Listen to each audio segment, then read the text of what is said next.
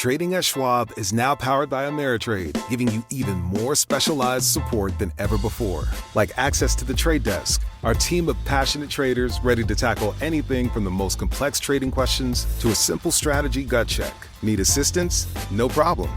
Get 24/7 professional answers and live help, and access support by phone, email, and in-platform chat. That's how Schwab is here for you, to help you trade brilliantly. Learn more at schwab.com/trading.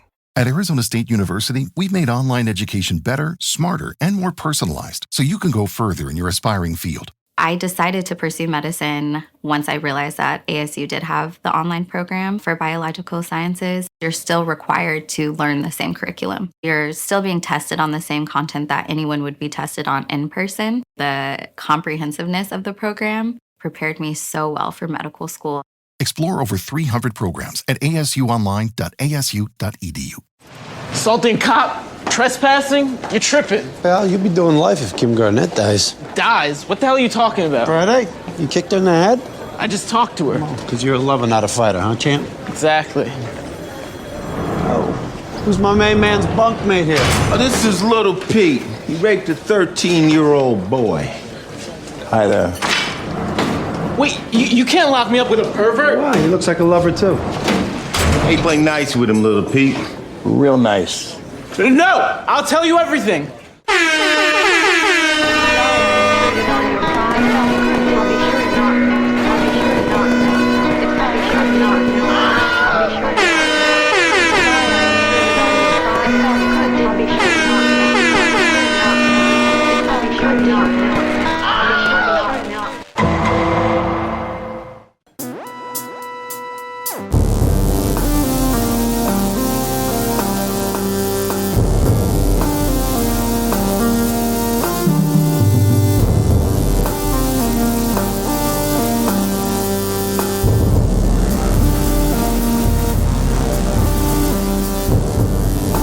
City, sexually based offenses are considered especially heinous. These are their stories.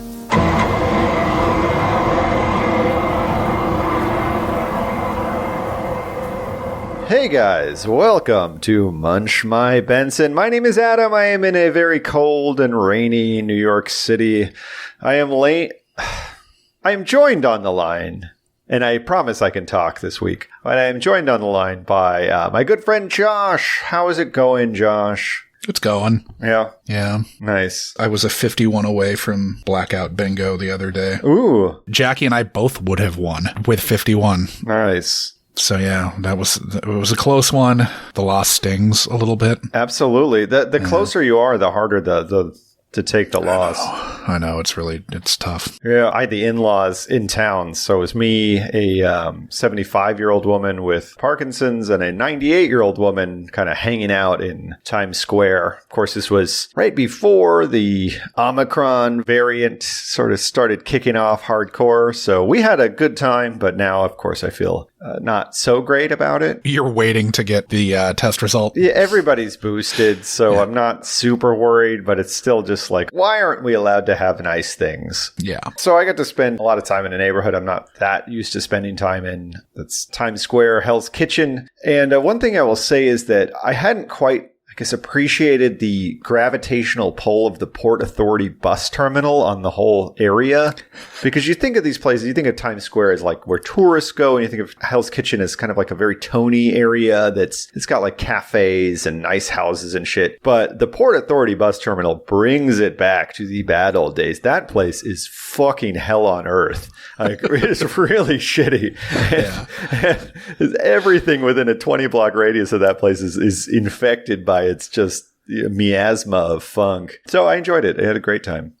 We got to see a SVU. That's the New York you miss, right? Yeah, exactly. We got to see the SVU was doing a shoot right around the corner from their hotel. Nice. So we saw the trailers, and we saw a guy who was, I think he was dressing Ice-T's trailer, honestly, is what he was doing. Okay. We saw a lot of trucks. We saw Crafty. They were clearly, I don't know if... Did you grab like a granola bar or anything off Crafty? What I need to be doing is just walking around town with like tape on like a rope on my belt and a clipboard. If I got that shit going on, then yeah, I'm grabbing They're Crafty. never going to ask you a question. Always be wearing a black t-shirt. Yeah, absolutely. You got to be wearing blacks. But yeah, blacks, tape on the belt, tape on like 5 different kinds of tape. You know, you need you need your 1-inch gaff, you need your 2-inch gaff, you need your painter's tape of at least 2 colors. Ideally, you have like a walkie-talkie too that you can kind of just take out. Yeah, I mean, you basically you walk around sets and wait to find one that someone set down and just take that one. They're never going to figure it out. Although I do have like an eye for which walkies should be. Like, if you're on set and you saw someone with the wrong brand of walkie, you'd be like, what the fuck is that guy doing? Like, he's definitely not talking to us. So you got to make sure you're stealing the best kind of walkie possible. Honestly, you could probably just put feelers out on Craigslist and get one for very little. But you think the Crafty guys really give a shit which brand of walkie-talkie I've got? Yeah, I mean, no, Crafty doesn't. Yeah. But the AD department, the 15 PAs that are sitting there like supposed to be locking up set, even on a show like that, you know, where you could have day players or something like that, it's going to be a little more difficult to walk on. Yeah, they were shooting inside a hotel, and I don't know if talent was on set or not. It looked... What day was it? This would have been Wednesday. So it was Wednesday, so it's the episode after Donald Logue would have been on? Yeah. I'm pretty sure his episode was done shooting like a week and a half ago. Yeah, it looked like they were in like a random kind of Marriott business traveler kind of deal. Right on. But that was fun. It's the first time I've run into that since we've been here. So I guess I need to be down there on the west side more often, kind of closer to where their studios are, where they're hanging out more often. But that's about all I got. Going to kind of old school Italian restaurants and seeing Christmas sights in Midtown. That's been my life recently. And taking a 98-year-old woman in a wheelchair on the subway, which we did, which was fun. Oh, you know, I watched the most recent episode of Curb, and this is a delightful season. Just delightful. Yeah, I really hope he finds his Mary Ferguson. Yeah, I'm caught up on his all my HBO shows now. So Succession and Curb and How To. Why am I blanking on her name right now? But Tracy Ullman, just she's hilarious. Been great. Hilarious. Yeah. The Succession finale was really good. It was a very good setup for a nice twist, and I like where it's going. I mean, they definitely have been kind of leading into this, so when you... Yeah. Like Tom... Yeah, like I wasn't surprised that... Like, I knew that Tom... The instant he goes up to Greg and starts talking, I knew that Tom was turning. But even they set this up. I don't remember the episode, but when he and Kendall are talking in the kind of IHOP parking lot, they're setting this betrayal up where he's saying Logan never loses. You lose all the time. Yeah. Yeah. But really good shit still. And then How To with John Wilson. Also fantastic. I haven't seen Yesterday's, but I've seen all the rest. Wait, no, I haven't. It's a Friday show. Yeah. That's right. Yeah. I have not seen Yesterday's. But yeah, the first 3 have been great. Absolutely. I have a whole pallet of Bang energy drink coming here. Excellent. Yeah. And I'm joking, of course, but it was a pretty good rundown for why you don't want to have a car in this city. Yeah. Yeah. But without even kind of the most obvious thing is that it's really expensive because you're paying, I don't know. I mean, car insurance was crazy in LA too. But here you're guaranteed to get at least 1 or 2 parking tickets a month. Yep. Just guaranteed. No way around that. And they're not cheap. I probably paid over $1,000 in parking tickets while we were in LA. Ugh, sucks. No fun. So we do have an episode where I've got a fucking lot of notes, so we should probably dive in. I have a lot of notes about one art department photograph. That's what I have notes about. Not a second unit photograph? Maybe it's second unit. It's hard to tell because it's... Okay, it's not the photo of her. It is the photo of her. Okay, cool. But I don't know. This is what I have my notes about, I don't know how she would have... I mean, I guess she could put it on a tripod. Whatever. No. We'll get there. Yeah. Anyway, so... We are watching Season 10, Episode 20, Crush. Kimberly Garnett, a blonde 15-year-old with suspect walking skills, is begrudgingly making out against the lockers of her high school with her dopey boyfriend Steve, who tells her he loves her, triggering a cascade of derisive comments that make it clear super illegal nudes of her are circulating around the school. Dazed, she misses the top step and tumbles down a flight of stairs, ass over tea kettle, landing herself in a coma. In addition to the coma, Kimberly has a litany of injuries in various stages of healing that are in no way related to her fall, pointing toward abuse she's been suffering for roughly a year. This is a total shock to her parents, but her father lost his finance job before the crash about year and a half ago, which forces Elliot to ask if Dad's been hurting Kim and leads Dad to beating the ever-living shit out of a vending machine. Kim's mother swears her husband's not abusing Kim, but they both agree her boyfriend Steve sucks donkey dick. Benson and Stabler question Steve poolside, and he points them to a boxing gym where she's been surreptitiously taking boxing classes. At the boxing gym, Kim's instructor tells them that this other shitbird, Rick Edwards, had been hassling Kim for a date, and then after she rebuffed his advances, he tripped her when she was jumping rope. Rick calls every woman in sight bitch and refuses to come out of the ring to be questioned. And when Elliot enters the ring to ask Rick some questions, Rick takes a swing at him, which Elliot easily ducks and counters with a swift kick to the onions. From a holding cell with a massive dude who Finn says is in for raping a 13-year-old boy, Rick quickly offers up that he waited around for her on Friday outside of the gym, but only to apologize. CSU Tech Dale Stuckey shows Stabler and Craig in the nudes Kim sexted, including one that said, "You're gonna die," which they eventually figure out was spoofed to show as having been sent from her phone. They check her text logs and see that she sent the pics to Steve, but not before also sending them to a theater nerd at Grandview Prep named Ethan Morse. Ethan tells them, yeah, she sent him the pic first accidentally, but that he's not nearly hot enough for her to be into him.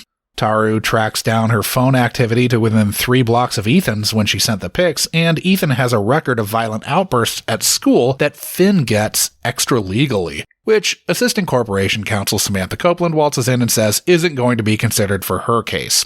Liv tracks down the MTA photos of Kim being followed by Fuckface Steve, giving them a working theory that Kim was cheating on Fuckface with Ethan and Fuckface beat her for it. Both of them are brought in. Fuckface says that he was Kim's protection, painting Ethan as a violent kid. As SVU presses each kid, their parents pull the plug on questioning. In the bullpen, Ethan shoves Steve, asking how he could hurt Kim. Then Cragen tells the unit that this will all become clear soon because Kim just came out of her coma. Benson implores Kim to tell them who's been beating her. Copeland tells Kim that she's going to end up dead if she continues to protect her abuser. Liv pulls Copeland aside and tells her to stop re-victimizing the victim, but Copeland thinks it wise to make Kim talk by arresting her for producing and distributing child pornography of herself. Liv balks at this terrible idea, but Copeland says she'll report Liv to IAB and find someone who will arrest Kim, so Liv slaps the cuffs on Kim. Kim's lawyer, Miranda Pond, enters the fray, telling Copeland the charges are repugnant, and Copeland says she'll drop them if Kim gives up her abuser. Kim stays mum. Pond and Copeland argue in Judge Hilda Marsden's chambers, who asks Benson, the arresting officer, if she thinks Kim produced and distributed child pornography, and gets the answer, technically yes, but that wasn't her intent. Judge Marsden seems to like Liv's response, but when Pond moves to dismiss the charges, Marsden says that they need to fight the epidemic of teen girls sending nudes out all willy-nilly. Kim ends up beaten and hospitalized again, but still refuses to talk. Kim then takes a stand in family court and is eventually told that she has to tell the court if she's been intimidated by her abuser into altering her testimony. Kim still refuses to name her attacker and is held in contempt and thrown in court lockup. Liv beckons Kathleen in to talk some sense into Kim. Kathleen tells Kim she was a walking sexual disaster and a guy was hitting her too, but that jail did her good. Kim finally tells them that Steve's a real fuckface piece of shit and that Ethan's super nice to her. Jealous monster fuckhead found the pic that she'd accidentally sent to Ethan on her phone and blasted them to the whole school.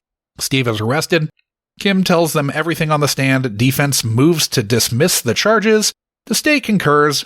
And then the fucking judge denies the request, much to everyone's shock.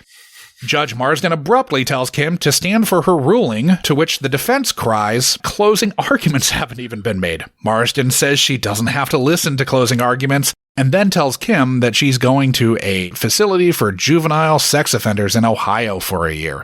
Liv and Pond ask Copeland what she's going to do about this, but she says there ain't shit she can do without torpedoing her other cases in front of Judge Marsden and skulks off. Liv wonders why Ohio, so she and Pond go to the office of the clerk for family court to check Marsden's stats. Only Ed Mangini, the senior clerk, hops off the phone and tells them any such requests will have to go through him and will be processed slowly.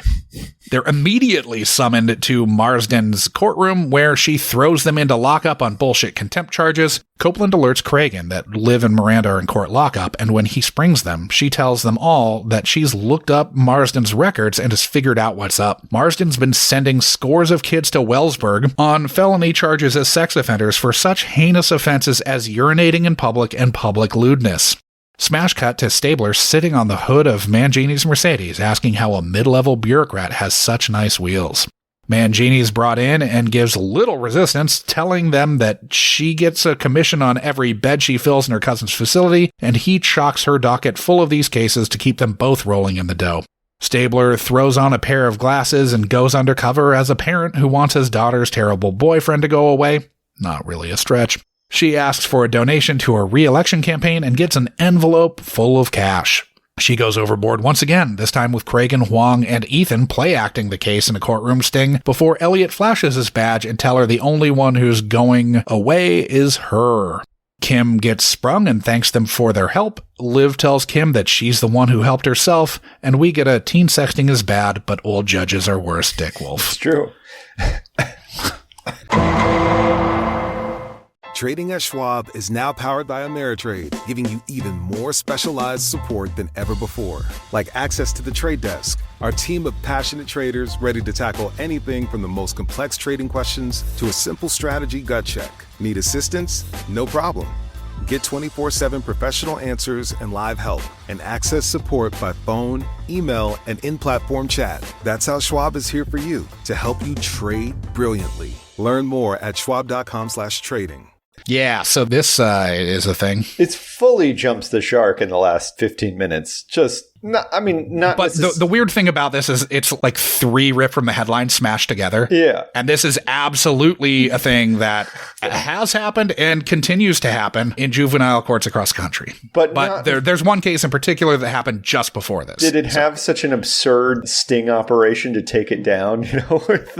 Well, no, but that's the only way you can get things done in SVU world. Mm-hmm. But yeah, I guess we should start there, right? We should start with these rips from the headlines and then move on to some of the esteemed actors. Okay, so per fandom, the pics leaking was apparently inspired by Vanessa Hudgens' nudes that leaked back in 2007. But in January of 2009 in Greensburg, Pennsylvania, child pornography charges were brought against 6 teenagers, 3 girls and 3 boys, after the girls sent sexually explicit photos to their male classmates. It sure seems like that is informing the story much more than the Vanessa Hudgens leak. The abusive relationship was apparently inspired by the documented abuse that Chris Brown doled out on Rihanna, although I would argue that it's also inspired by Rick beating up Terry on Degrassi.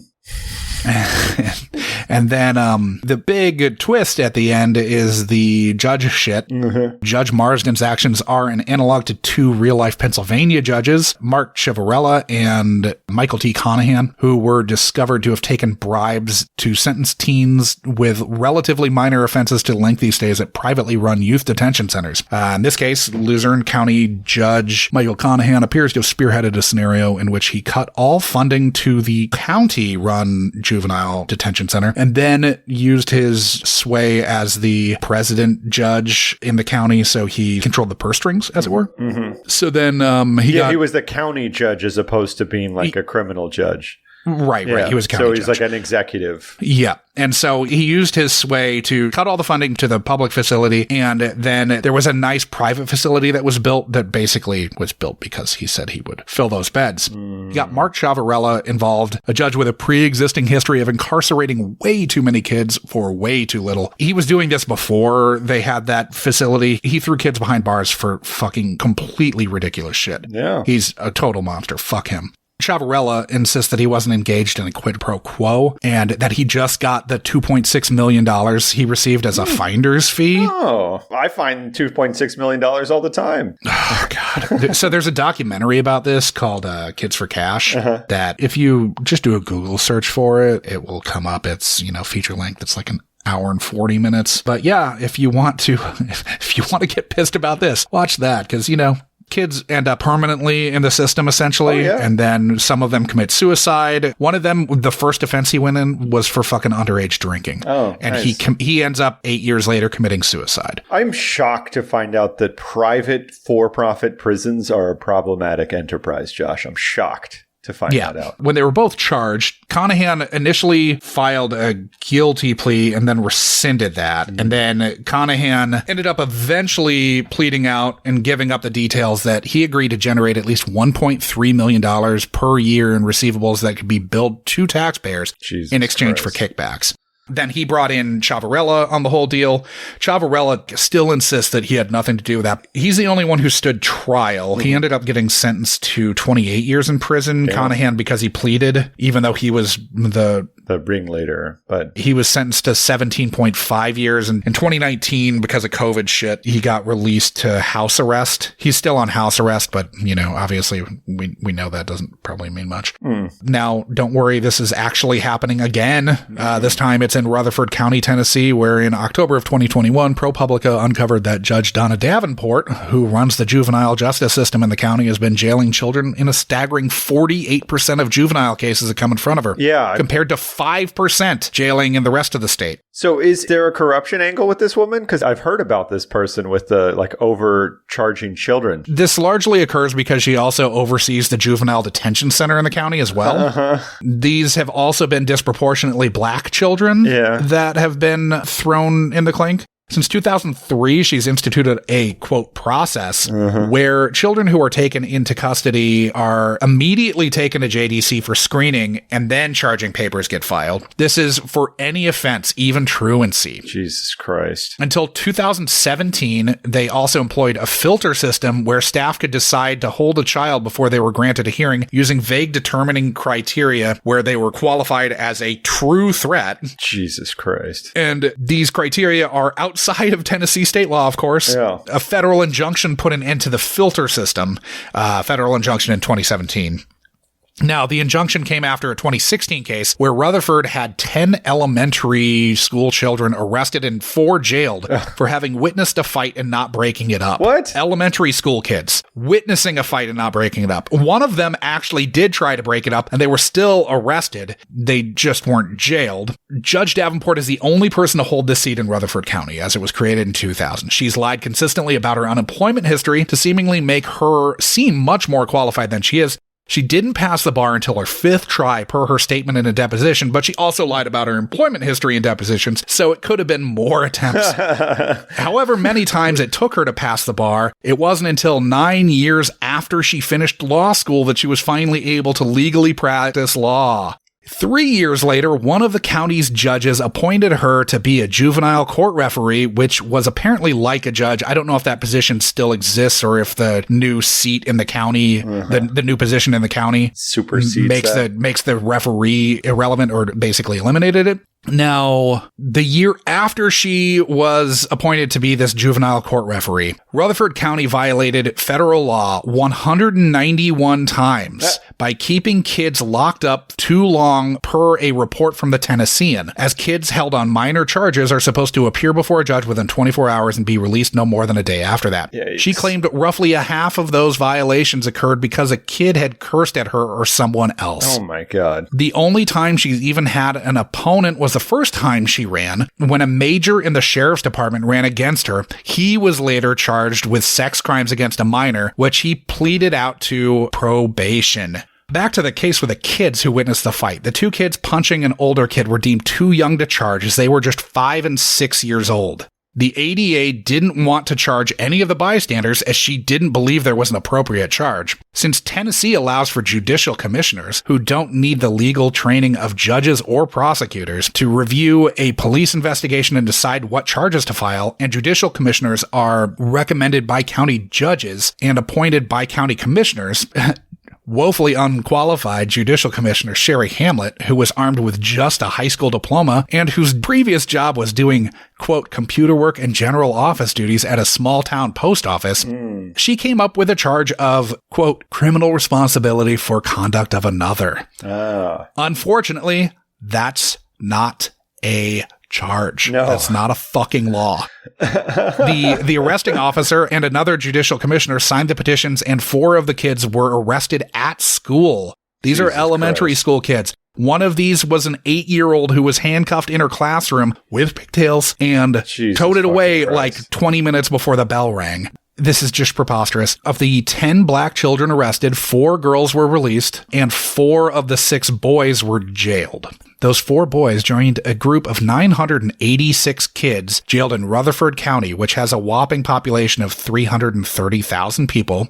So that year, there were 986 kids jailed in Rutherford County for a total of 7,932 days. Lawyers for Jacorius Brinkley, who's one of the boys who filed suit against the county in what eventually became a class action suit, got a hold of records and estimated that over an 11-year span ending in December 2017, 500 kids had been wrongfully arrested. Jesus Christ. The lawyers found that more than 50 kids who were jailed for what would not have been crimes if they were adults.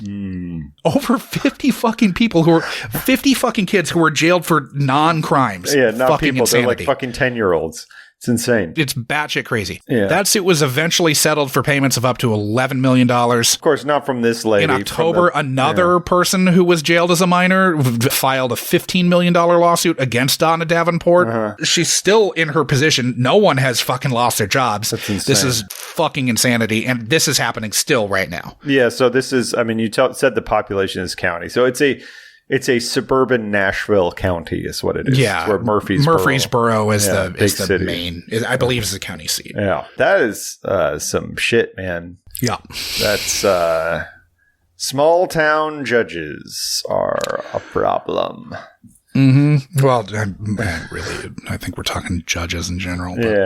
But, Supreme Court judges are a problem. Yeah. Yep. So after you wrote a whole shitload about that, now you get to talk about the legendary life and career of Swoozie Kurtz, among others. Among others, yes. So I am going to hold off on Noel Fisher, who's playing Dale Stuckey, because this one's very full. I've got like 3 pages of guest stars. Oh, but we got a little Stuckey in this. We got a lot of Stuckey. Yeah, we got a lot of Stuckey. There are 4 episodes, and this one isn't the most Stuckey we get, so I think I may hold off, just like we have been with Jefferson Mays for a while, until we hit that episode. Yeah. And there's a lot of other people in this, too. So a lot. Like way too many. Yeah. I'm going to start with Ezra Miller, since he's the biggest star of all of them.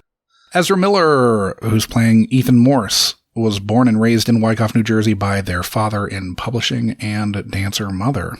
At 6, they started training as an opera singer to overcome a speech impediment and has since performed with the Metropolitan Opera and in the American premiere of Philip Glass's White Raven. Went to Rockland County Day School and the Hudson School before dropping out at 16 after the release of their feature film debut in After School.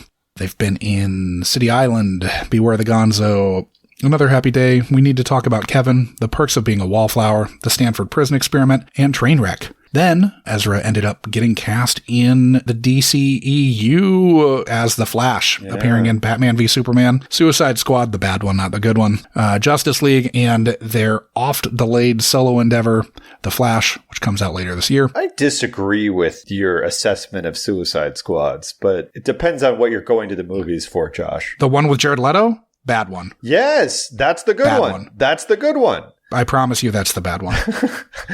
I don't go to a superhero movie wanting like a quality film. I go. You know what I never want in anything? Jared Leto cackling after he's been in character as the fucking Joker for like 2.5 years to play this role, and he gets 5 minutes in the screen. I mean, great. That's funny, but still, fuck him. I really want to see the House of Gucci because, like, apparently Lady Gaga went so method that she had to have a psychiatrist on set to follow her around and keep her from completely disassociating.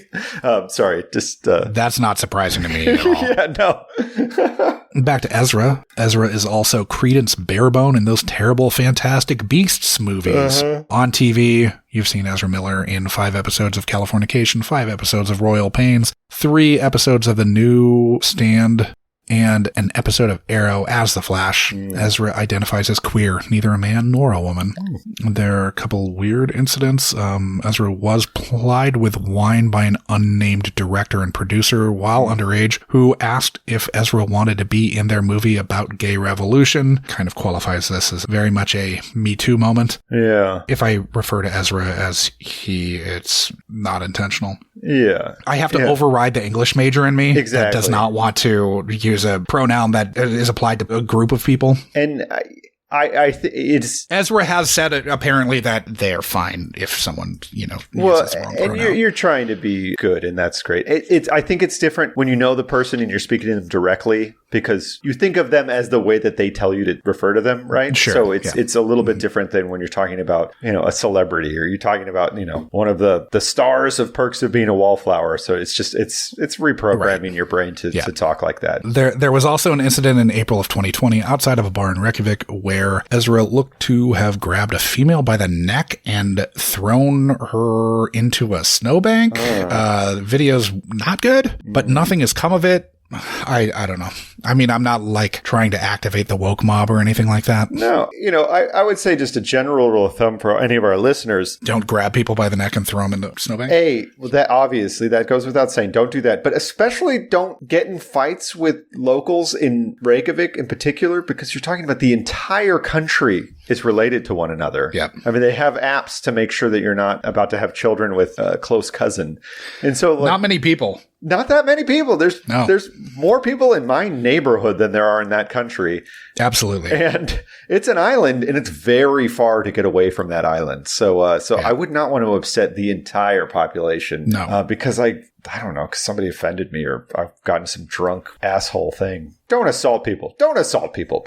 Moving down the line, we've got Swoozie Kurtz, who is playing Judge Hilda Marsden. Swoozie was born in Omaha to author Margot Kurtz and Air Force Colonel Frank Kurtz Jr. Colonel Kurtz, if you will. Yep. Sorry. She was named after the Boeing B-17D Flying Fortress, nicknamed the Swooze. Of course she was. Which her father piloted in World War II. Oh my God. Which is a combination of swan and goose. Yeah, anyway. She moved around a ton as a kid, went to USC, majoring in drama, and then attended London Academy of Music and Dramatic Art. Her early on screen career was mostly bit parts in films and guest spots on TV, showing up in The Donna Reed Show, Kojak, Slapshot, the love story sequel Oliver's Story, The Doctors, the Susan Day Sexapalooza First Love, The World According to Garp, and Mary Tyler Moore's short-lived variety show called Mary. Meanwhile, she was enjoying much more success on stage. She received her first of 5 Tony nominations in 1978 for Tartuffe, and that year was nominated for 2 Drama Desk Awards for different plays she appeared in, Uncommon Women and Others, and A History of the American Film. In 1981, she collected Broadway's Triple Crown, a Tony, a Drama Desk, and a Outer Critics Circle Award for her portrayal of Gwen in Lanford Wilson's The 5th of July. In 1982 and 1983, she was nominated for back-to-back Emmys for lead actress in a comedy for her turn in Love, Sydney, the first program on American TV to feature a gay character as its central character, the titular Sydney, played by Tony Randall. She's a fixture on TV from here on out, receiving a total of 8 Emmy nominations, winning one for Outstanding Guest Actress in a Comedy Series for Carol and Company in, I think that was 1988. She's been main cast in Sisters, Love and Money, Mike and Molly, and Call Me Kat. She's had prominent recurring and guest starring roles. This is, where it's special guest star, who's the first person in the opening episodes of credit, that sort of thing. Yeah. Had prominent recurring and guest starring roles in ER, Huff, Pushing Daisies, Heroes, Nurse Jackie, Grace and Frankie, and Man with a Plan. In film, you've seen her in Against All Odds, Wildcats, Vice Versa, Bright Lights Big City, Dangerous Liaisons, Stanley and Iris, and the band played on, Reality Bites, Citizen Ruth, Liar Liar, Cruel Intentions, Get Over It, Bubble Boy, The Rules of Attraction, Category 7, The End of the World, which I have on Blu-ray, and the Overboard remake. I know, so weird. That I have Category 7, The End of the World on Blu-ray. And that they remade Overboard also, I mean. Yeah, that's also weird. Next up, I'm going to go to Carly Schroeder, who's playing Kim Garnett She was born in Valparaiso, Indiana. She is 19 in this episode, for anyone wondering. Okay. At 7, she was cast to play Serena Baldwin in General Hospital and in its spinoff, Port Charles. She went from there to a recurring part on Lizzie McGuire and appearing in the Lizzie McGuire movie. She then landed the role of Millie in Mean Creek opposite Rory Culkin and played Harrison Ford's daughter in Firewall. She starred in Gracie, Eye of the Dolphin, Forget Me Not, and co-starred in Slightly Single in L.A. and Ouija House. In 2019, she enlisted in the Army, attending OCS, with plans to work as an officer in the Military Intelligence Corps. As of September 20th, 2019, she is a second lieutenant. Who fucking joins when they're 30? No idea. Anyway, next up. Alex Kingston, playing defense attorney Miranda Pond. She was born and raised in Epsom, Surrey, in England, to an English butcher and his German wife. She was inspired to pursue acting by one of her teachers at Rosebery School for Girls, eventually completing a 3-year program at Royal Academy of Dramatic Art and later joining the Royal Shakespeare Company. Her breakout role was as the titular character in The Fortunes and Misfortunes of Moll Flanders, for which she was nominated for a BAFTA. Shortly thereafter, she was cast in ER as Dr. Elizabeth Corday, a role which she played for 160 episodes and 12 years. She also won 2 SAG Awards for that role as part of the Best Ensemble in a Drama Series. You've seen her on the big screen in The Cook, the Thief, His Wife, and Her Lover, Croupier, Essex Boys, Alpha Dog, and Like Crazy. She's been main cast or recurring in Lost in Austin, Doctor Who, Hope Springs, Upstairs Downstairs, Arrow, Shoot the Messenger, Gilmore Girls, A Year in the Life, A Discovery of Witches, and The Widow. She was married to Ray Fiennes and then German freelance journalist Florian Hertel. She is currently married to producer Jonathan Stamp. Next up, Melinda McGraw, who's playing Assistant Corporation Counsel Samantha Copeland. She was born in Nicosia, Cyprus, to American parents. She grew up mostly in the Boston area, Cambridge and Dover. Her father was a diplomat with the U.S. Agency of International Development before becoming an exec at a major hotel in Boston. Yeah, you know what that means, right? What does that mean, Adam? He was a spook, Josh. He was a spook. Okay. Yeah, sure.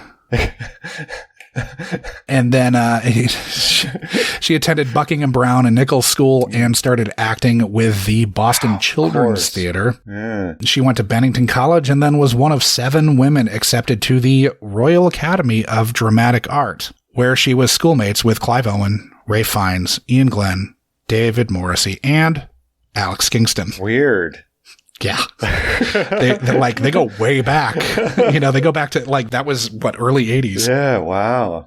So she worked on stage in London for a few years before coming back to the US in 1990. She got guest roles early on in episodes of Quantum Leap, Seinfeld, and Night Court before landing a main role in the short-lived Dick Wolf series Human Factor, a medical drama which starred Eric LaSalle and John Mahoney. Yeah, we got to watch that one. That sounds awesome. I'm a huge Eric LaSalle guy. Oh, of course you are. She went from there to a series regular role on The Commish. Oh, yeah. And then showed up as Dana Scully's sister in a handful of episodes of The X-Files.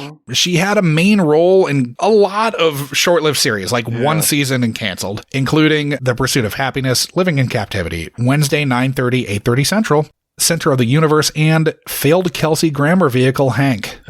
Even Kelsey Grammer doesn't get her show to stay on the air for more than a season. Kind of a bad break for her to never have anything that went into syndication and really made her the big bucks. But she's been recurring in everything. I know, she's been in so many fucking things. She was main cast in season 2 of Men of a Certain Age and then was recurring in The District, The West Wing, Mad Men, NCIS, Harry's Law, Ben and Kate, Crisis, State of Affairs, Outcast, and the second incarnation of Charmed. She appeared in the films The Dark Knight, The Nutty Professor 2, The Clumps, and Albino Alligator. Yeah. Really weird that they went to school together. So fucking weird. And that year they only accepted 7 women, and Alex Kingston and Melinda McGraw, assuming they're the same year, were 2 of the 7.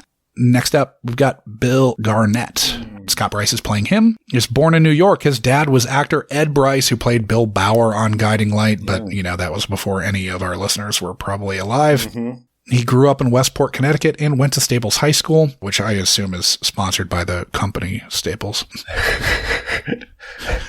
He performed on Broadway at 19 with Rex Harrison in Caesar and Cleopatra. He has 2 Daytime Emmy nominations for his work as Craig Montgomery opposite Meg Ryan on As the World Turns, which he started doing in the early 80s and through about like 1991 or 2. He was Faith Ford's character's husband. That character, of course, was Corky Sherwood, and he was playing Will Forrest. So I believe when she got a hyphenated name, it was Corky Sherwood Forrest. Ooh. That was on Murphy Brown. He was also main cast in Popular and had recurring parts in The Facts of Life, L.A. Law, VIP, the Pam Anderson vehicle, Ooh. Whoopi, Homeland, Deception, The Good Fight, and he's appeared in 1 other episode of SVU, 3 episodes of the original series, 1 episode of Homicide, and 1 episode of Chicago PD. Everybody in this episode has such a big fucking list of credits. My God. Yeah, it's ridiculous. He's a brain melter, too, because he was in an episode of Homicide Life on the Street, but... Oh, yeah. Yeah, well, and another SVU. Yeah. Yeah, but we haven't covered that SVU yet. Yeah. So anyway, we have enough brain melters because the next 4 that I'm going to talk about are all fucking brain melters. First up, we've got Amir Arison, who's playing Dr. Manning. We saw him as Dr. Gupta back in episode 44 of Munchausen by Benson, where we were talking about parts, season 6, episode 22.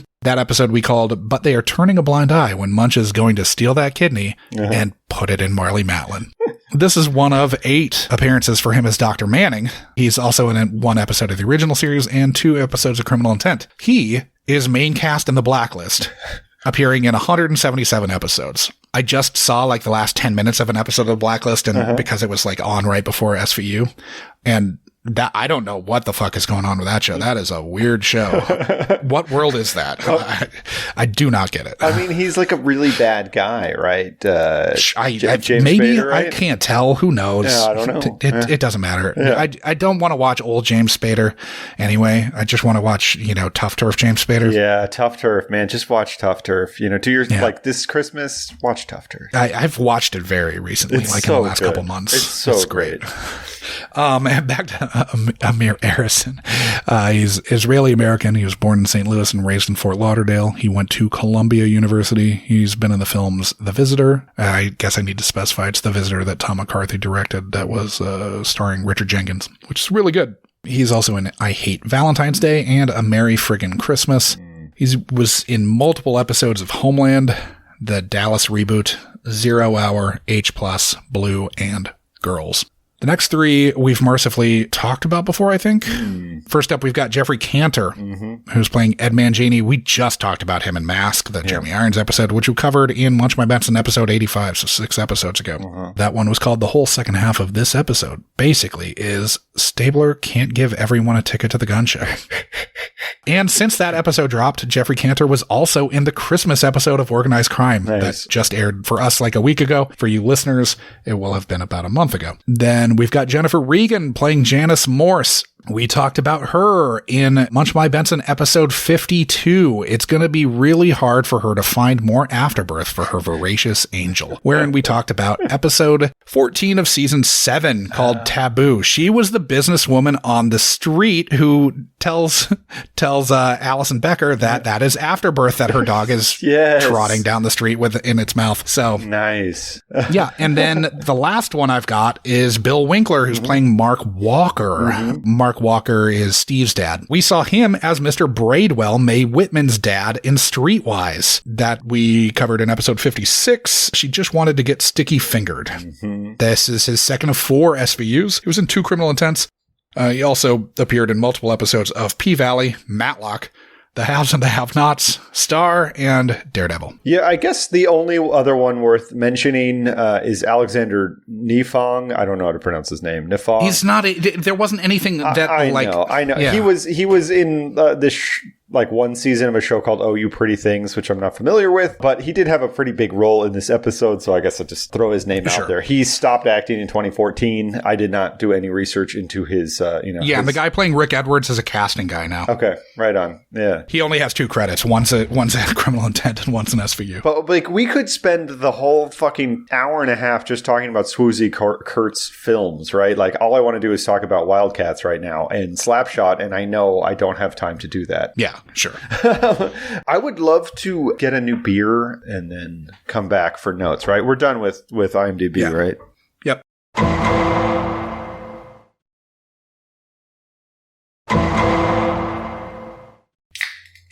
So what you drinking, buddy? I'm about to finish one Hams. I'm going to start a second. How about you? I was drinking a ginger tea, trying to limit my sleepiness. Now I'm drinking a Pabst Blue Ribbon. It's the only 12-pack I can get for less than $10 in this town. I can drink it. And it's really not that bad. It's really not bad at all. No, not really dissimilar from Hams. No, it's very much in the Hams universe or the Narragansett. Of course, I can still get a 30-pack of Hams for $15. Yeah. Like usually I can get... That's a bad day, by the way. I can get Gansett for like, I don't know, $12.99. That's kind of what I expect to pay for it at most places for a 12-pack. But I was at this grocery store. It was $15.99. I was, fuck that. We need to have a title. We need to have like a title music for Adam's grocery store. Adam's trip to the grocery store, brought to you by Narragansett. But I made chili today, so I had to get some. Dried chilies, and this is one of the indignities I've had to suffer since leaving Texas. Is I can't just get like a wide selection of dried chilies at every grocery store. So I have to. You got like 2, maybe 3. Yeah, and even to get those, I have to like travel to not my usual store. Yeah. Life is a struggle for all of us, and we all have to figure out our way through the mess. Now, Josh and I, before we started recording, we were kind of discussing what the fuck is an assistant corporation counsel and why is this person prosecuting this case. Sure. And Josh flippantly... Well, I said this is one of the rare times I'd probably rather have Michaela McManus playing ADA Graylick prosecuting the case, because at least that would make sense rather than having this woman that we've never seen before being more or less a kind of principal character in the show and kind of from the perspective of one of the main characters. And so I did a little bit of research. Probably while I was reading the very long recap or going over IMDb notes. Exactly. Josh mentioned, she was probably fired by then. And sure enough, yeah, she had been. Michaela McManus's run ended at episode 15 of season 10. That's when they brought back Stephanie March. Okay. But Stephanie March was not full-time until season 11 again. So I imagine it was probably a scheduling thing with, I think she was still doing Conviction at that point? No, I think Conviction's... Was that earlier? Conviction ran in, I think, 2005. Okay, Look. I'll double check. But anyways, I looked at the production numbers. They're all sequential, so it wasn't that. It had to be some other reason why they tracked down. Conviction was 2006. Okay, so it was earlier than this. It says 2006 to 2009, but it's only 16 episodes, so I don't know why it says... Weird. Maybe a canceled episode dropped somehow later. So it's 2006. Okay. Yeah. But Stephanie March was back by the second half of the season. And Neil Baer doesn't exactly have the, it's diplomatic, but it's not exactly the thing you want the showrunner to be saying about you as an actor. Can't track down the quote, but it's something along the lines of, there are times when an actor and a character do not match up. And it's not a great thing to hear. That was the case. Yeah.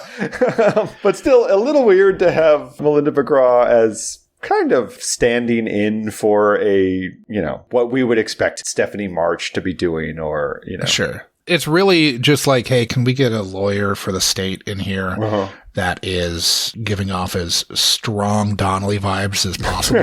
Exactly. Yeah, we want Donnelly, but young. Yeah. We want young, hotter Angela. And we want her to fuck up the case instantly, which she does. Because holy shit, does she. Yeah. All right, so... Diving into the episode, we're clearly meant to take his kissing her against the locker as aggressive because the music cues and sound design of the opening moments of the episode definitely inform how we feel about him. She's kind of slammed against the locker, like it feels loud, and then the music cues are aggressive. Mm-hmm. The sound is sort of like coming at you in a weird way, like we're supposed to be almost in her point of view, but obviously the show is still SVU and it's still verite, so you're never going to get POV shots or anything. But if the lens isn't actually POV, there is definitely a perspective. Sure. Because there's kind of this like hallucinatory moment where she's spinning around, seeing all the people making fun of her, and it's very un-SVU. The whole cold open, the way we're kind of seeing all these people, they're all going to laugh at you. They're all going to laugh at you kind of thing. I enjoyed it. I like that a lot. Kids suck. But this episode kind of slaps for the first 15 minutes. It's very strange right out the gate with the way this camera work is going. With all of that, and then the weird, like, oh, wow, she is bad at walking and just falls down the stairs. Exactly. Nobody pushes her. Nobody does anything to her. She's just like, no. She misses a step and Oh, man. And then my notes really start with her dad, because... Yeah, it's established that somene's been abusing her. She has healed wounds. They go back, but there's and evidence. Dr. Blacklist tells us this. Yeah, so. exactly. But there's lots of them, and they go back. She has hematomas and broken ribs and shit like that. Right. Yeah. So, of course, obviously, they talk to the parents first, and it turns out Dad was a senior VP at Lehman Brothers, and this being 2009 means that that's supposed to be their shit done got bankrupt. Yeah, their ship was bankrupt. But also, we're supposed to kind of like, I think we're supposed to sympathize with this guy. And it's like, I don't give a shit about a guy who's a senior vice president at a major investment firm. Like, who gives a shit? Like, what, you're trying to tell me he doesn't have enough money to still send his kid to a fucking prep school? Exactly. For listeners who don't remember, Lehman Brothers was the fourth largest investment bank in the U.S. In 2008, they became the largest bankruptcy filing in U.S. history after they helped set off the subprime mortgage crisis, the second economic collapse of Adam and my adult lives. Yeah, well, the problem is, right, we should have let several other businesses in that same industry go bankrupt, and we didn't. And maybe some people should have gone to jail, right? At least one person maybe should have gone to jail. Yep. Maybe two. Dad goes hard on the vending machine, Josh. Like, oh, yeah. Real hard. Like, he may not hit her, but he beat the fuck out of that machine. Also, like... So is that one? That was one take, right? They were just like, yeah, there's no way we need you to go really hard. Yeah, we need you to fuck this shit up. We want 11. Did he break his hand in that? Like, I don't know, man. And it was one take, right? Yeah. Like, it was him turning around and beating. He must box. I don't know. Or maybe it's just, I bet it's as the world turn hands are just like stronger. So it's like, we train for that. Yeah. Daytime, we train for that. He has his own, he bought like a warehouse space or something and built his own stage there, like a 3-camera stage that he rents out for money. Weird. Oh, that's nice. Good on him. Yeah. Sorry. That was a weird, like, I forgot to put it in the thing and then I was like, oh yeah, that guy. Yeah, he does that. Mm-hmm. Anyway, the parents sure don't like Steve. I don't like Steve. I can't remember if I said this before we were recording, but he has real Sean from Degrassi vibes looks-wise, but he's totally a Rick, which means that if he didn't go down for this, he'd probably have shot this school's Drake in a school shooting. What I also don't like is how much Steve skin they show in the swim team. Yeah, pics. not okay with that. I don't need to see Speedo Steve, as they later call him. Down. Man, I hope he's of age too. I'm not going to look him up. No, I didn't look that up. It wasn't listed on his IMDb page, and I didn't care to go any further than that. Now, this is our first entree into the Stuckey verse in Munch My Benson. Yep. It's not exactly my forte, but I feel like hair and makeup maybe needed an extra segment with Stuckey because he was real sweaty looking. They need to powder his forehead, man. He's greased up. Yeah, there's weird stuff going on with Stuckey.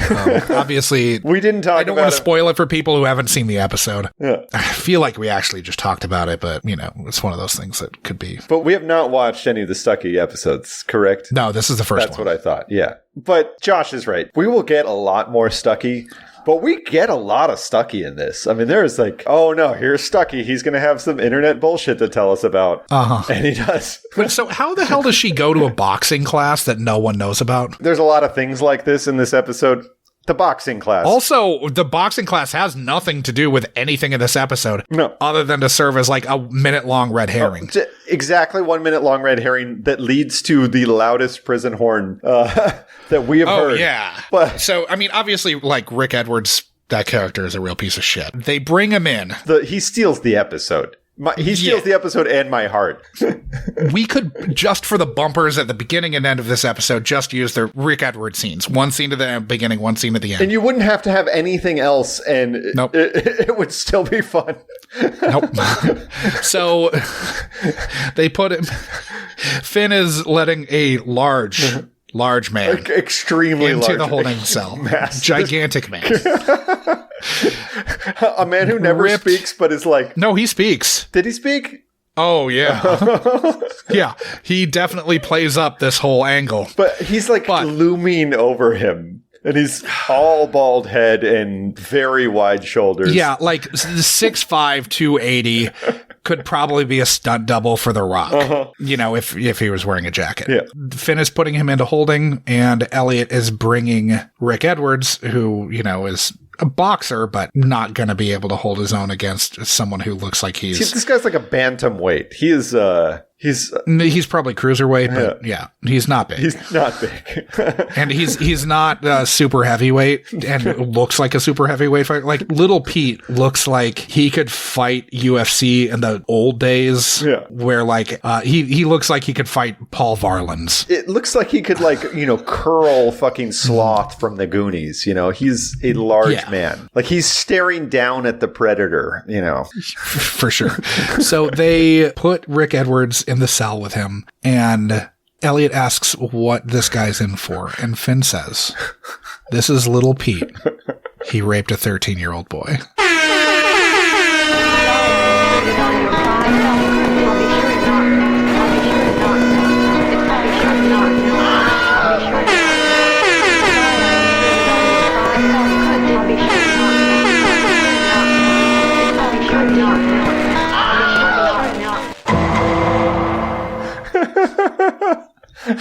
Like, this isn't even a prison rape taunt. This is straight up a holding cell rape taunt. Yes, exactly.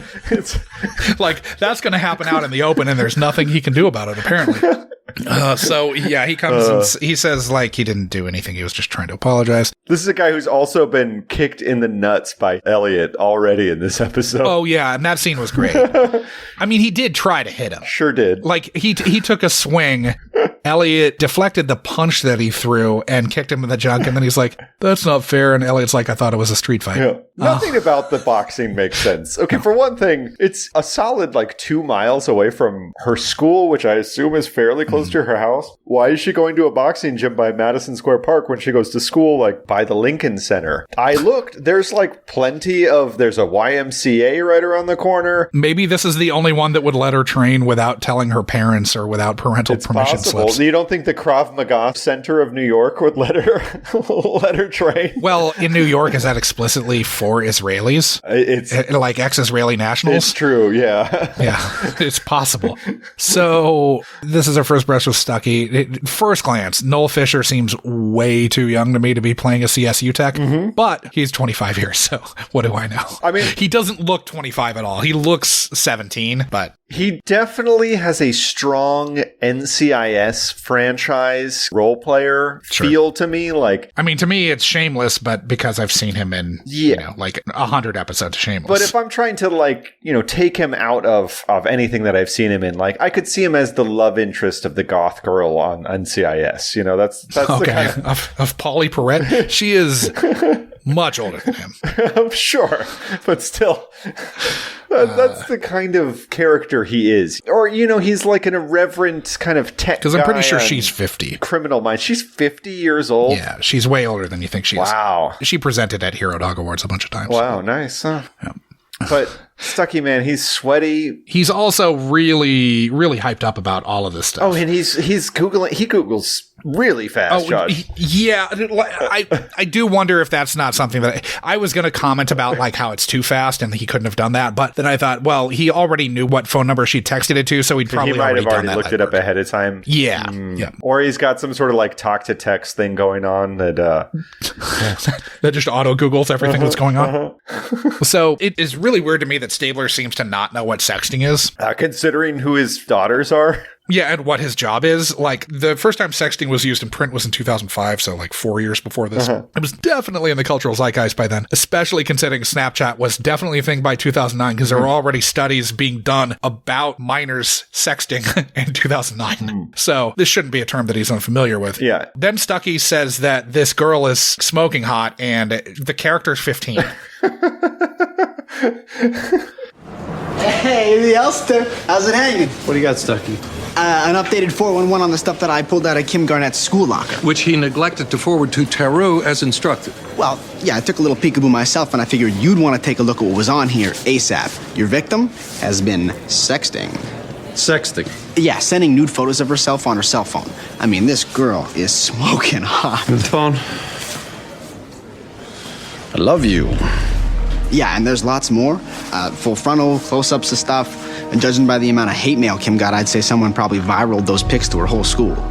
So Stuckey thinks that this 15-year-old's smoking hot and tells an SVU detective this. So we only see one photo of the girl. Yeah, but he's seen all of them. He's seen all the photos, and he explicitly mentions spread eagle on a computer screen, which is implying quite a bit there. Well, he said full frontal, too. Yeah, but the photo we do see, and we see it like 4 times, it's the worst Photoshop job I've seen in the course of a Munch My Benson watch through, which is saying quite a bit because you see her shoulders, her bare shoulders and her head looking forward. Sure. And she's supposed to be laying on a bed. On her stomach on a bed, yeah. Yeah. So for one thing, you don't see past her shoulders on her torso at all. You just see these legs that are clearly not her legs, or at least not the legs that were taken in the same photograph. Because she's not 7 feet tall. At a strange angle that are much smaller than they ought to be. Yeah, like if she's laying there. Well, because they're so far away because she's 7 feet tall. Yeah. I mean, but they're also just like at this funny angle. The lighting is all wrong. It's terrible shit. And it's clearly because they probably had like They had her for 2 days and... Well, they probably had like a headshot of her wearing... Oh, yeah. Like a strapless dress or something like that. Like something where you couldn't see like clothes on her shoulders or just Photoshop that out, but they did a decent job. And they just like, give me some legs. I need legs. And threw that together. I need legs stat. They're using viraled as a verb in this episode. It upset me so much. It's so weird. Like, you don't viral out something goes viral. It's not a verb, it's an adjective. Exactly. You'd think in 2009, they don't know how this shit works? Like, didn't everybody have a smartphone in 2009? It doesn't, like, how is everyone on set so disconnected that no one raises a hand and says, hey, no one says that? I mean, I get that, like, Neil Baer's old or whatever and comes from a different era, but... He's not that old, but... But, I mean, still, but whatever. He comes from a different era. He grew up in a different world. But the people he has on staff, like, writing, they have to be younger than him, right? Isn't that how it works usually? In Dick World. In Dick World. In Dick World, who knows? But it's good to see that Kathleen isn't swinging from a pole anymore. Yeah, wow, you're really jumping ahead there, I guess buddy. I am. So I liked when Stabler said, you sexed me, Stuckey, you're toast. Then they're in CSU land, and Stuckey takes them to phonefake.com, and that site looks like absolute shit. It is hot garbage. Like, that site looks like it was designed in 2001. Do you know what, Josh? Do you know what that looks like, though? That looks like the original randomizer that I was using for this. Hilarious. Yeah, which was clearly designed in 2001, where I'd have to put in like 1 to, at that point, 477, because that's how many episodes were available. But yes. That was such a cumbersome ordeal every time. Yeah. Like, we edited out most of the bullshit that went into that. It would take us 3 minutes to figure out what the episode was, because you'd go there and then we'd have to scroll through the episodes. Then we'd have to find a passable version of a synopsis that we could read off. Mm-hmm. Anyway, why would Phone Fake have a library tab?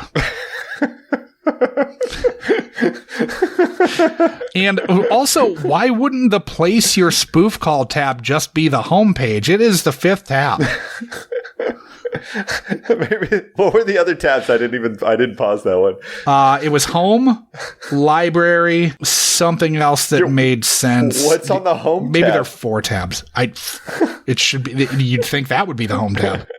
So then O'Halloran says, in other words, Stuckey's wasting our time again, when they basically realize that the spoofing just tells them that they can't find them. They basically are treating Stuckey the way they were treating Carisi in the Undercover Mother episode. Yeah, of course, O'Halloran just doesn't know he's poking the bear here. Yeah. So we know it's circumstantial, but it's solid. It all points to Ethan. Stabler says this after Finn shows him the folder. But did it? It looks like it's not that solid at all. This is one of those situations where the barriers misdirects make SVU, all of them, look like bad cops.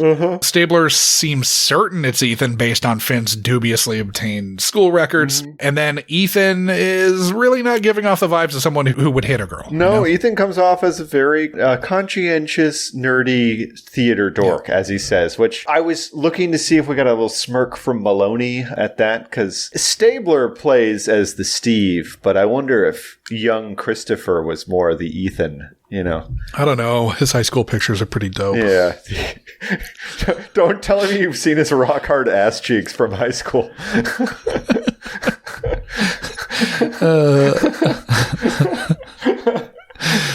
All right. So Samantha Copeland comes in and, pretty much instantly pulling really awful shit with the whole, we'll just charge her with possession and distribution of child pornography to get her to fucking turn on her abuser. So at this point, we're approximately minute 20 in the episode when Copeland walks in. And it's just like you're traveling on the highway and you're in a standard transmission vehicle and you're traveling on the highway doing like 75 in fifth gear and you just drop it into second gear with barely even shifting. You're grinding gears and it just dies. Screeches to a halt. Yep.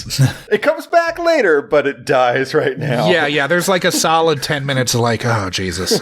I guess that's all to lull us into a false sense of complacency, only to have the fucking, like, the judge turn just floor you. It hit me a lot harder after I watched the fucking documentary, too. I bet, yeah. Because, I watched Kids for Cash, and it is bleak. You're seeing all of these kids whose lives were ruined. A mom who sort of famously, confronted Chivarella on the courthouse steps after he was sentenced and told him that he was going to rot in hell. Yeah.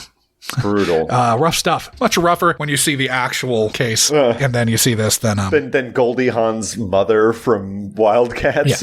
Yeah. So when they get in the judge's chamber, she invokes Potter Stewart. The whole no pornography when I see it thing. Yeah. That's at least the second time in Munch 3 that's been invoked. Cragen then goes full Puritan here in that weird aside that he and Liv have, where he's kind of taking her to task for siding with the defense when the prosecution is clearly pulling some bullshit. Whatever fucking Melissa McGraw is doing here is dumb. This is something that we've seen backfire on them time and time again, where they try to go after the victim in order to get them to give up the goose, and it sucks. Yeah, a lot. And even though this girl does not have to spend years in jail, she still had to be processed and go through a horrific nightmare because she fell down the stairs because she sent Ethan a spread eagle pic. Yeah, I guess it's because she sent it to Ethan, but, Ethan didn't do anything with it. No. It's shithead Steve. Oh, I bet he did something with it, but... Yeah, probably. Whatever. Ethan's a 15-year-old. It's fine. 15-year-olds can see other 15-year-olds naked. It's true. Anyway, so the judge then puts Kim in contempt of court when she won't name her assailant, and Copeland's pleased as punch here, at least she'll be safe for a day. She's going to be safe that day, and she's going to give it up after one night in jail. I know it. Yeah. Well, then we get Kathleen. Again, Kathleen walks in and you're like, how does Stabler still hold these views when we have, if you had been watching SVU straight through, you've seen a lot of fucking bullshit with Kathleen. I really can't believe we're almost 100 episodes in and we still haven't hit a Kathleen drama story or a Rollins family episode. Dude, it's the sword of Rollins Damocles, Yep. Yeah. The sword of Rollins Cleese. It's going to hit us pretty fucking hard, man. So Kathleen comes in and says she's glad she was in jail. And then... She tells us a lot of shit about her antics, too. Yeah. So, if you haven't seen a Kathleen awful backstory episode, she breaks down a lot of it in, 3 sentences. It's too bad that backstory didn't happen off screen. So then Kim says that fucko Steve slapped her for ruining his new shirt when she spilled punch at a party on him. Man, this guy really sucks. Dislocated her shoulder and broke ribs. Yeah. Spilled punch?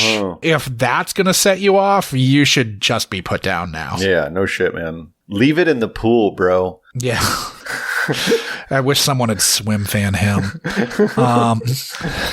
Then Steve gets his cuff slapped on. She testifies mostly in off-screen dialogue over his arrest, which I kind of liked. Yeah. There were certain things that they did here because I think to get to the point... Yeah, they had to do it a lot 30 minutes in, they had to do a lot of shorthand with the rest of it. I don't know why they really kind of hit the skids with that kind of mid-act court proceedings, which sucks, but... Then it gets nuts. At 30 minutes in, it takes a very absurd left turn because we have a bespeckled Stabler going going undercover in court. I mean, when he's wearing, anytime you see him in glasses, you know it's. But yeah, he's going to fuck up a judge. But okay. Okay, so the judge throws a curveball, does not grant the defense's motion to dismiss the charges, which the state is completely on board with, by the way. Both of them are like, we're good. Everything we've needed to do here is done. And then she tells both lawyers their closing arguments can go screw and sends Kim off to Wellsburg, Ohio, which does not exist, but there is a Wellsburg, West Virginia, just over the border in the Panhandle. I can't imagine the conviction would stand up upon appeal, but at the same time, what I can believe less, so I don't believe that she's necessarily in the New York Supreme Court house that we normally see, right? So it's not where Elliot goes every other episode that we see him in, probably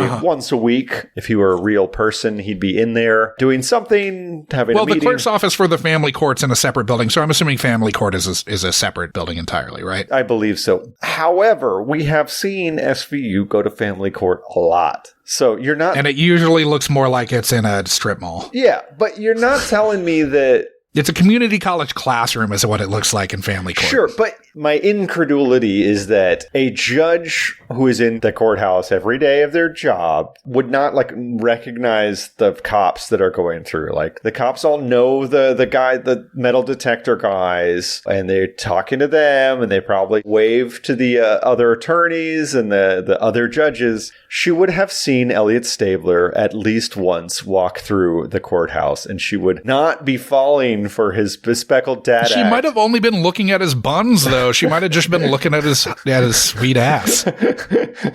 Like, you can get hypnotized by his ass. I mean, I think all of America knows that at this point. Everyone's seen every picture on Twitter of Chris Meloni's ass. But that you have Meloni wearing glasses. You could undercover. bounce a roll of quarters off of his ass. You could bounce like a dumbbell off his ass. But you got like George Wong and Elliot undercover. I love it. It's delightful. And Cragen. No, Cragen was playing his dad. Oh my God. Cragen was playing Ezra Miller's dad, and he said, "Son, be quiet." Like that. That's what happened. There are 3 members of the SVU team undercover in this courtroom.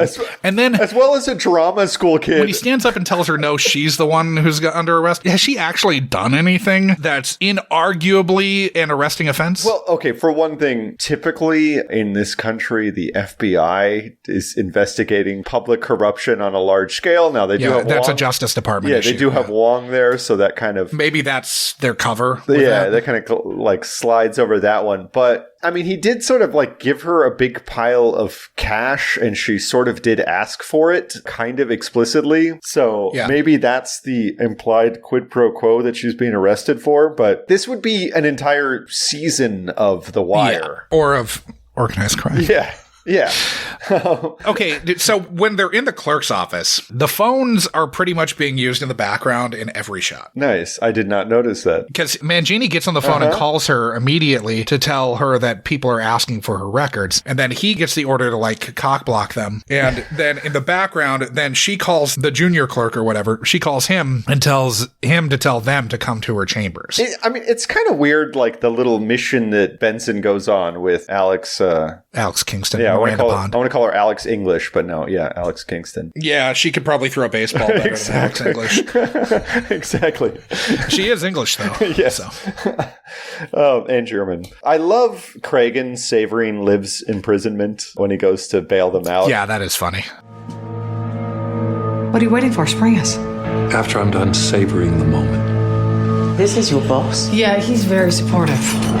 I know that they're having to go so fast and burn so much exposition, but I'm just a little confused at how this corruption works. Like, it seems to be a little convenient that it's like... Her cousin in Ohio is getting a New York family court judge to ship her truancy cases. Yeah, in Pennsylvania, all of those cases were, in market. Yeah, and it's like a smaller jurisdiction, and the guy also is like has a shady dealing with like the board of the prison company or something something along those lines, or he had some kind of status with them. Basically, he was able to control the purse strings to ensure that they'd have prisoners. I don't know that he was involved in okaying the construction of the private facility, because I don't think that would fall under his purview. Yeah, but Swoozie Kurtz has the balls to lock up these sexters, and for that, she's going down, man. She had the temerity to go after a girl sexting a photo to her abuser. A fake photo to her abuser. Yeah, although the spread eagle one's probably not fake. We just didn't get to see it. Can we rank this episode, Josh? We've been talking for a little while. Do you got anything else? I just want to ask, Mangini's angle is to get that Mercedes in a condo in Boca. So a 7-figure condo in Boca, a sweet Mercedes that he parks right in front of the courthouse. If you've got the money for that, why Boca? I mean, maybe he's looking to retire. You know, but Rat's Mouth, you couldn't go to I don't know. It just seems like if you have the money for that condo, you have the money for a condo in somewhere better than Boca. Or even in Florida, Boca's really. Or you get a better condo in Destin or something, right? Sure, yeah, you know, like sack up and just deal with Gulf Shores. You go redneck Riviera, you get a lot more bang for your buck over there. Sure, you know, get yourself a canal house. Beaches are beautiful. Your money goes a long ways. You know, you can ride a golf cart on major freeways there, I'm pretty sure. It's got everything you need.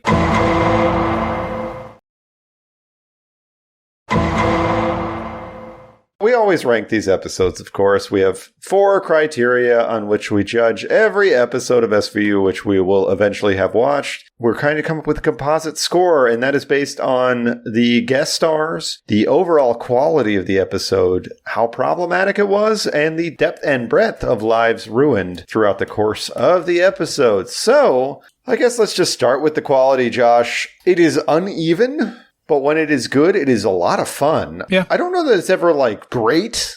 You know, it's not good in the way the Fred Savage episode was good. You know, that one's actually really pretty good. This one is kind of bonkers, but it's fun. Yeah, I think we're probably looking at a 6 here.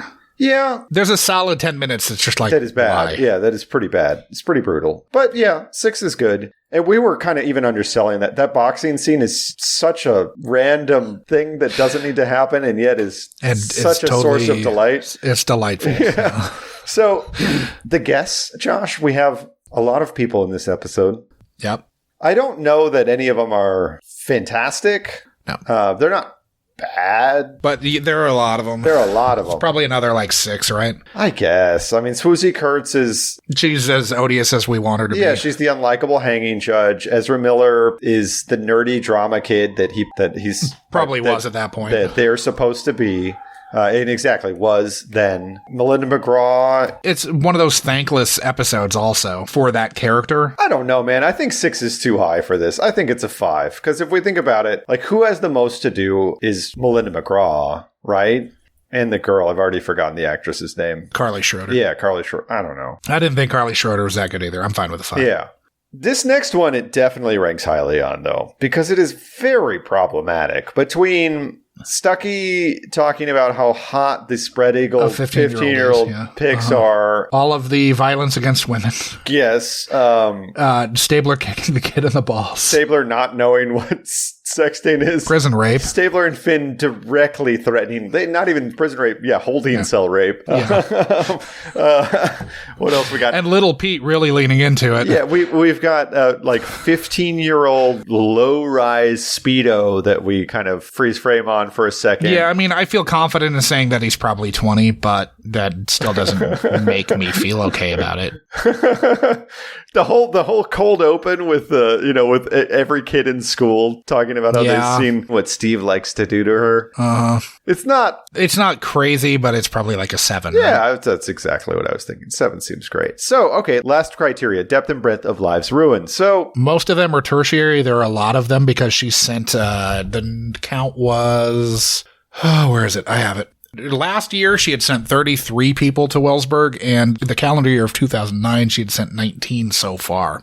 So, we're talking about dozens of kids, really hundreds of kids that she'd been sending to this facility. And it's a real thing. Oh, yeah. And needlessly incarcerating children for bullshit. Total bullshit. Complete Which horseshit. was happening here and in the real case. Yeah, and sending them to Ohio, of all places. Yeah. I mean, that's a tragedy. And if you're going to make up a town, at least go with Winesburg, right? Not Wellsburg. But at the same time, we assume that all of these convictions are getting overturned. And also, we're talking about But that's not going to...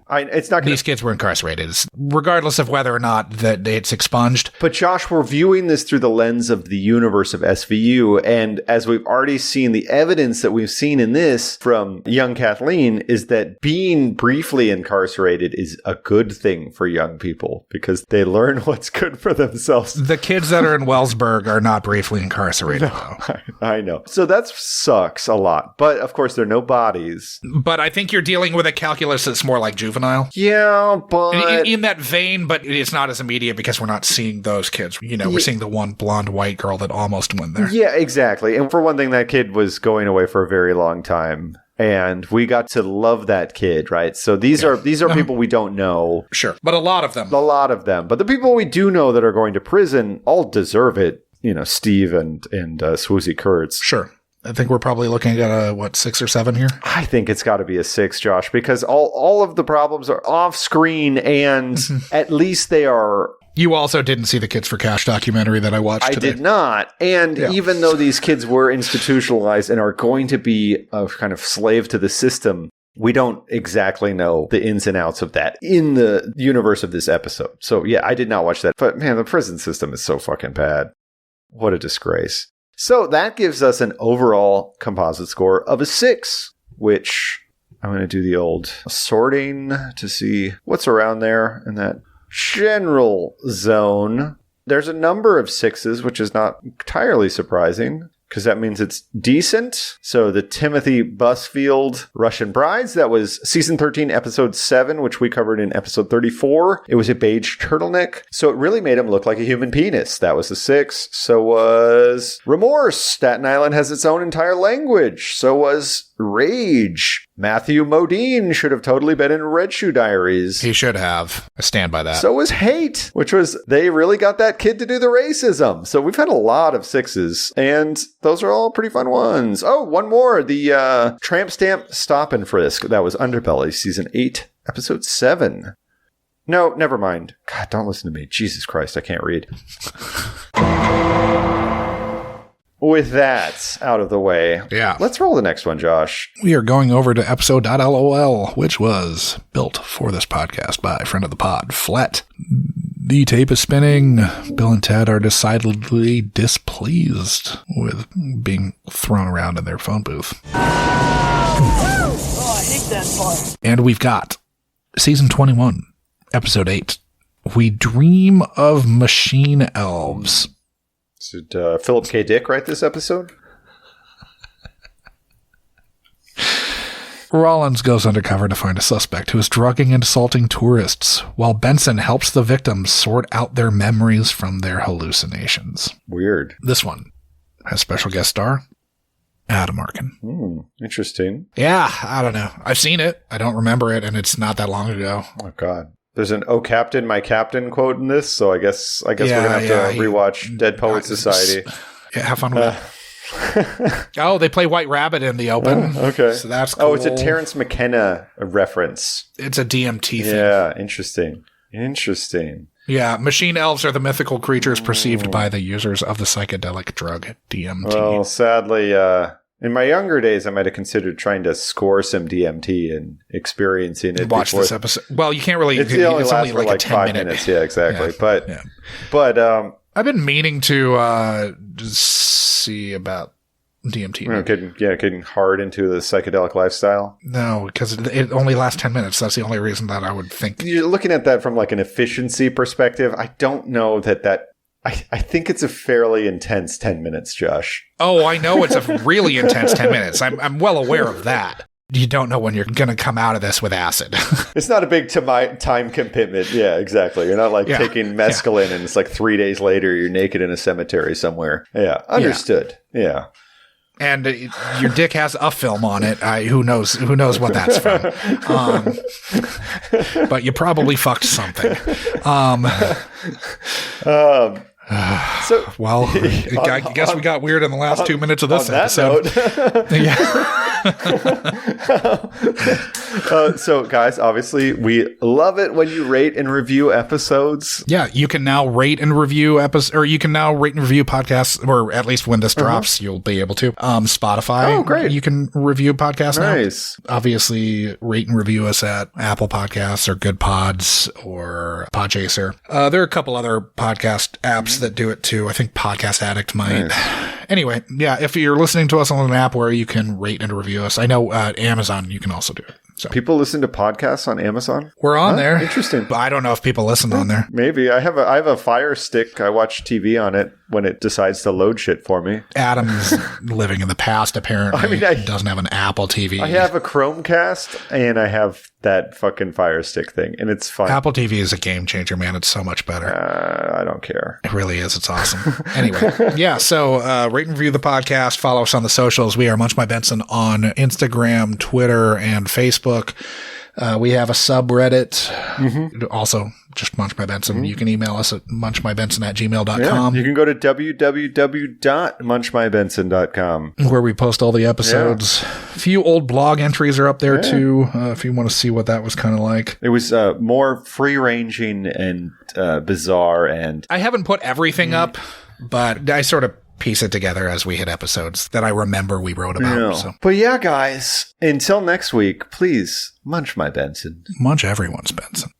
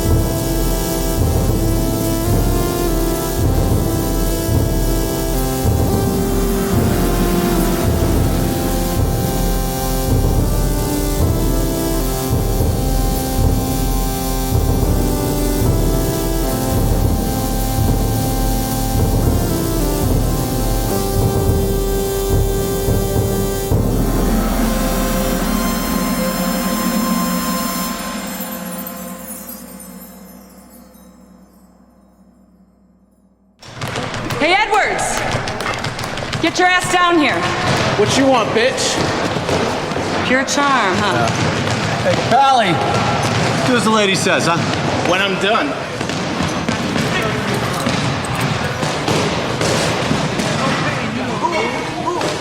Give me a minute. What's your problem? You with Kim Garnett.